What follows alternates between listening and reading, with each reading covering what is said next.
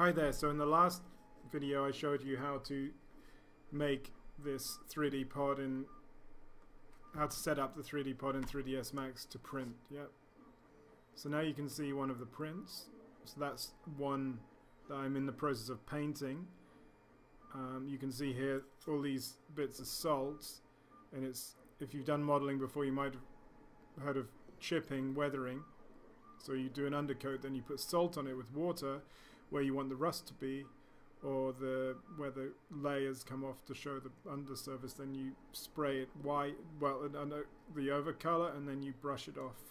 So I'm about to do that. But anyway, that's the pod as a whip, a work in process, and there's a bit of black there because my desk is a bit messy, but that's just the way it is today. So you'll have to love it or leave it.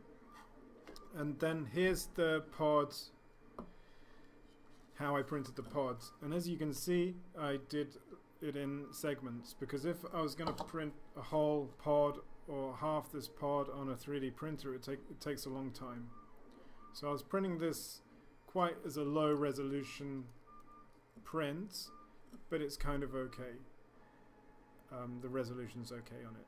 Yeah. And I printed this segment here, and then this segment goes down to, yeah, this is a whole segment, that one.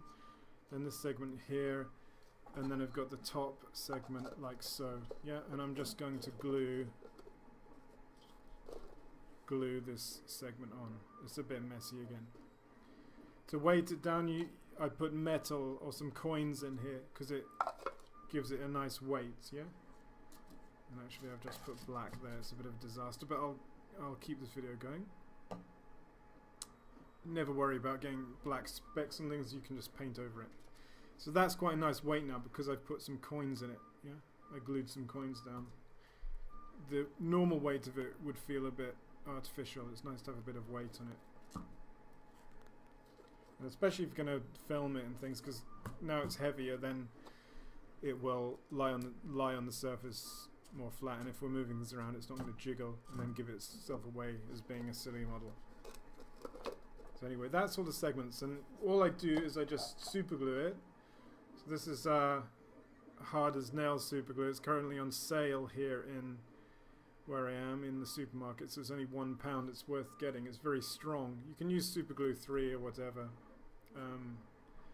but this is really, really strong stuff. Actually, it's very strong. It dries in seconds. So if you're gonna, for example, if you're gonna place this here, you have to get it pretty right. There's not really much time for jiggling it, so you need to just go. Yeah.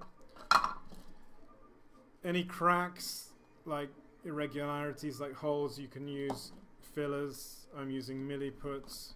Whoops, milliput here, and milliputs, just if you know it, you've got a tube of one color and then a tube of another color, and you mix the colors together in equal amounts and they dry rock hard.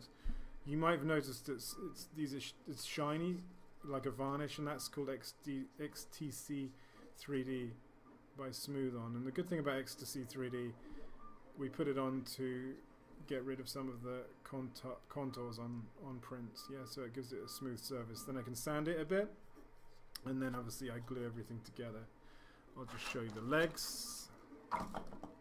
So the legs are here, and then I've got that. So, and then I can put that in there like so. You know, so 3D printing is basically a really good thing to do. Is not to print a big piece. Yeah, if you're designing a piece or you've got a piece you want to print, you want to go to your 3D software and slice it up. But at today's technology that we're in 2016, because you know, doing a big print, you could get about here, which that's about probably about 20 hours, 21 hours, and it could mess up at the top, and then you've got to start again. But doing it in components, you're sorted. And also for transport as well. If you're wanting to sell kits, then again, you break it down and sell it in a smaller box. Yep. So that's my advice. Don't print the whole thing, break it up. So that's it really. And if you've got any questions and comments, just ask. And the next video I'm going to show you the end result of this one being painted. Okay? So if you've got any comments and questions, let me know. Subscribe to this channel. It's not usually so messy. This is just a real work in progress. I'm very pushed for time tonight because in 2 days I have to go to the Edinburgh to set up for the Maker Faire. I'm in the 2017 Mini Maker Faire in Edinburgh. So that's why it's a bit on the fly, this video. But I had to get it done so you can see what's going on. And remember, you can also donate to me and that kind of thing on Bitcoin, and also please support me on Patreon. So thanks very much, and I'll speak to you soon, and let's look forward to seeing what happens with the big 3Z Axis pod in the next YouTube behind the scenes. Bye for now. Bye for now.